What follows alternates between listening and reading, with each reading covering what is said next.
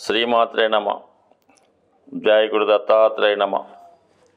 ఈ వీడియోలో మనం వృశ్చిక రాశి వారికి జీవిత పర్యంతం అదృష్ట యోగాలు కావాలంటే ఏ విధంగా వారి యొక్క జీవితాన్ని ప్లాన్ చేసుకోవాలి, ఎవరిని నమ్మాలి, ఏ వ్యాపారం చేసుకోవాలి అన్న విషయాన్ని మనం పరిశీలిద్దాం. అలాగే అదృష్ట రత్నం, మరి కలిసి వచ్చే రంగులు, రోజులు ఇవన్నీ తెలుసుకునే ప్రయత్నం చేద్దాం.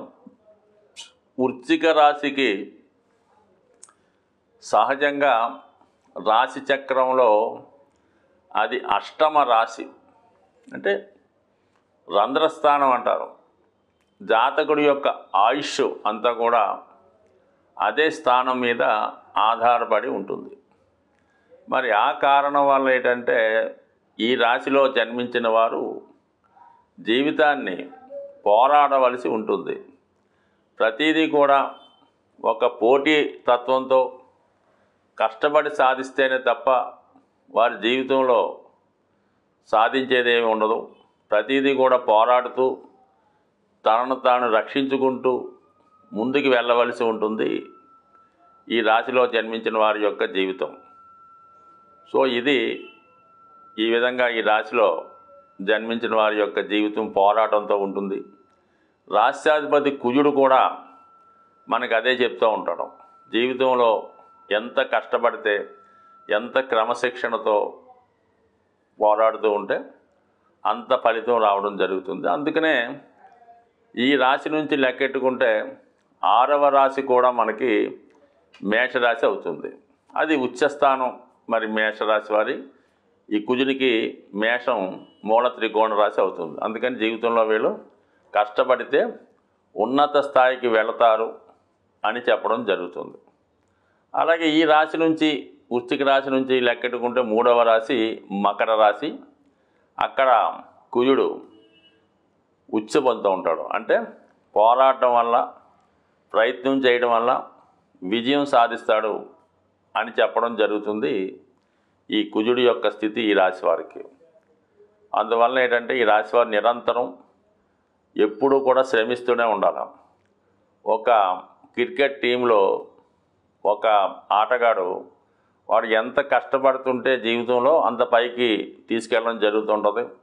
అంత ప్రజాదరణ, అంత ధనం సంపాదిస్తుంటాడు. ఏమాత్రం రిలాక్స్ అయినా, మరి ఏదైనా వ్యసనాలకో ఇంకో దానికో వీక్నెస్కో గురైనా మరి ఆ ఆటగాడు కనుమరుగవడం, ఆ టీంలోంచి పక్కకి రావడం, తర్వాత మళ్ళా ఎక్కడున్నాడో కనబడటం అన్నమాట. మీకు ఈ క్రికెట్ అబ్జర్వ్ చేస్తున్న వాళ్ళకి ఈ విషయం అర్థమవుతూ ఉంటుంది. అంటే ఎంత తొందరగా పైకి వెళ్తారో అంత తొందరగా డీఫేమ్ అవుతుంటారు. ఇది కొంతమంది మాత్రమే. నిరంతరం శ్రమ చేస్తున్న వాళ్ళు, నిరంతరం వాళ్ళు 60-70 సంవత్సరాలు వచ్చినా కూడా ఆ రంగంలో రాణించేవాళ్ళు, అంటే ఆడడం గానో, కోచ్ గానో, ఇంకోటి గానో రాణిస్తూ ఉంటారు. సో ఇది వాళ్ళ కష్టాన్ని బట్టి ఆధారపడి ఉంటుంది. బలహీనతలు ఉంటే మాత్రం వీళ్ళ జీవితంలో పైకి రాలేరు. ఎప్పుడూ కూడా పోరాడుతూ ఉండాలి. ఇదే రాశిలో చంద్రుడు నీచపడుతున్నాడు. అంటే చంద్రుడు కోరికలకు కారకుడు. అటువంటి చంద్రుడు నీచపడటం వల్ల మనిషి యొక్క బలహీనతలే జాతకుడి యొక్క పతనానికి కారణం అవుతూ ఉంటాయి. అలాగే ఏదో ఒక వీక్నెస్, ఏదో ఒక సెంటిమెంటు, ఏదో ఒక ప్రేమ, ఏదో ఒక బంధం జాతకుడిని ఎదగనీయకుండా చేస్తూ ఉంటాయన్నమాట. అటువంటి బంధాల నుంచి, అనుబంధాల నుంచి, బలహీనతల నుంచి, కోరికల నుంచి బయటపడినప్పుడు జాతకుడు విజయోత్సవంతో సక్సెస్ సాధిస్తాడు. మరి 6వ స్థానంలో ఉండడం వల్ల ఇక్కడ 6లో బలహీనతలు ఉన్నాయి, బలము ఉన్నది. బట్ ఏదైనా చంద్రుడు స్థితిని బట్టి జాతకుడి యొక్క అభివృద్ధి ఆధారపడి ఉంటుంది. కాబట్టి జాతకుడు ఏమాత్రం బలహీనతలకి లొంగకూడదు. అలాగే వృత్తిలో మనవాడ బయటవాడ అన్నటువంటి తేడా లేకుండా నిజాయితీగా, నిష్పక్షపాతంగా వ్యవహరించవలసి ఉంటుంది ఎక్కువగా. అందుకే ఈ లా అండ్ ఆర్డర్లో ఈ పోలీస్ డిపార్ట్మెంటు అటువంటి సందర్భాల్లో ఉన్నటువంటి వృత్తులు, సిబిసిఐడి అవ్వచ్చు, ఈడీ అవ్వచ్చు, ఏదన్నా వాళ్ళకి మనోడ బయటవాడ అన్నటువంటి తేడా లేకుండా అందరికీ సమాన న్యాయంతో వీళ్ళు చూస్తూ ఉంటారు. కాబట్టి వీళ్ళు ఎంత నిష్పక్షపాతంగా నిజాయితీగా ఉంటే జీవితంలో పైకి వస్తారు. ఇదే రాశిలో జన్మించిన వారు అటు దేశ రక్షకులుగా, అలాగే మిలిటరీ డిపార్ట్మెంట్లోను, పోలీస్ డిపార్ట్మెంట్లోను, అలాగే యూనిఫారం వేసుకున్నటువంటి ప్రతి దాంట్లో కూడా వీళ్ళు కనబడుతుంటారు. అలాగే వైద్య వృత్తి, అలాగే ఈ ఫారెస్ట్ డిపార్ట్మెంటు, ఐపీఎస్ లాంటి వాళ్ళు ఈ రాశిలో చేరడం జరుగుతుంది. ఎందుకంటే వీళ్ళకి 10వ రాశి సింహరాశి, అది గవర్నమెంట్ రాశి. ఎక్కువ ఈ రాశిలో ఉన్న వాళ్ళు ఏంటంటే పోలీస్ డిపార్ట్మెంట్ అనగానే గవర్నమెంట్ సర్వీస్లో ఉంటారు. అంటే లా అండ్ ఆర్డరు, అటు రవి ఇటు కుజుడు. అంటే రవి అన్నది సోర్సు, అంటే ప్రభుత్వం. కుజుడు అన్నవాడు దాన్ని అమలుపరిచేవాడు, అంటే మామూలుగా అది వినియోగం మాట.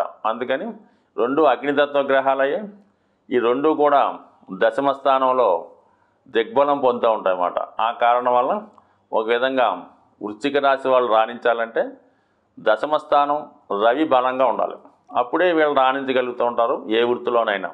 సో అందువల్ల ఏంటంటే వీళ్ళు ఎక్కువగా సూర్య భగవాన్ని ఆరాధించడం, ఆదివారం నియమంగా ఉండడం, అలాగే తండ్రి గారిని, వాళ్ళ యొక్క బాస్ని, యజమాన్ని ఎంతగా వాళ్ళు నమ్మితే, ఎంతగా వారు చెప్పినట్టు నడుచుకుంటే వీళ్ళ జీవితంలో అంత పైకి రావడం జరుగుతూ ఉంటుంది.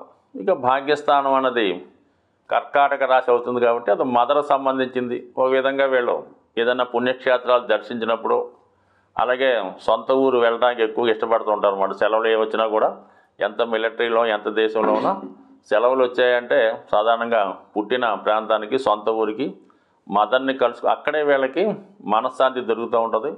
అక్కడే వీళ్ళు హ్యాపీగా ఉండగలుగుతూ ఉంటారు. అంటే ప్రతి యోధుడు, ప్రతి నాయకుడు, ప్రతి లీడరు కూడా మాతృస్థానంలోనే వారు చక్కగా ప్రశాంతంగా ఉండి అనుభవించగలరు అన్నమాట. తాళ యొక్క సంతోషాన్ని, ఆనందాన్ని అనుభవించగలరు. అందుకనే ఎక్కువ మంది యోధులు మాతృదేశం కోసం పోరాడి మరి మన భారతమైన పుణ్యభూమిని విదేశీయుల హస్తం నుంచి కాపాడడంలో ఎక్కువగా వృశ్చిక రాశి వారి యొక్క హస్తం కనబడుతుంటుంది. వీళ్ళు ఎక్కువగా గుర్తింపు రాకపోవడానికి కారణం అంటే చాలామంది ప్రాణత్యాగం చేశారు. ఆ పోరాటంలోనే గొప్ప గొప్ప యోధులంతా ఈ బ్రిటిష్ వారి యొక్క శిక్షకు లోనవడం జరిగింది.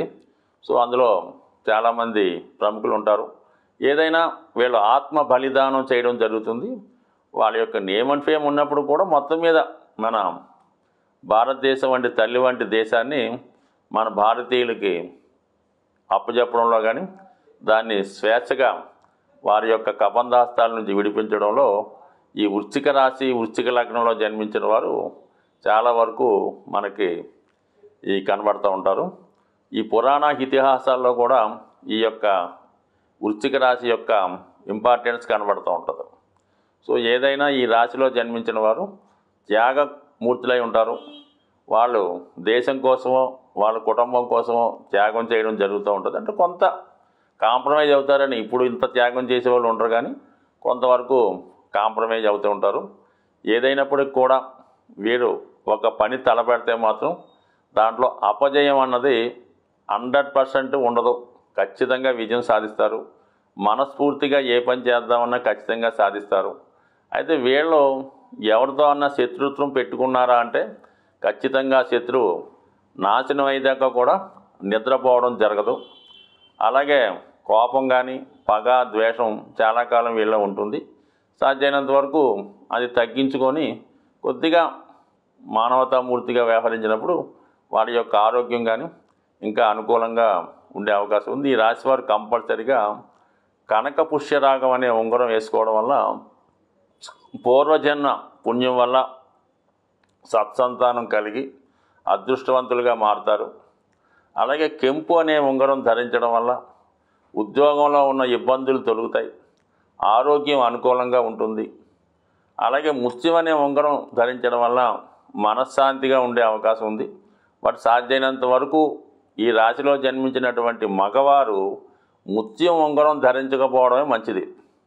స్త్రీలు ధరించవచ్చు, అంటే ఈ స్త్రీలనే కాదు, ఏ రాశిలో జన్మించిన స్త్రీలైనా విధిగా వాళ్ళ యొక్క మాంగళ్యంలో ఈ పగడం ముత్యం కంపల్సరీగా ధరించవలసి ఉంటుంది.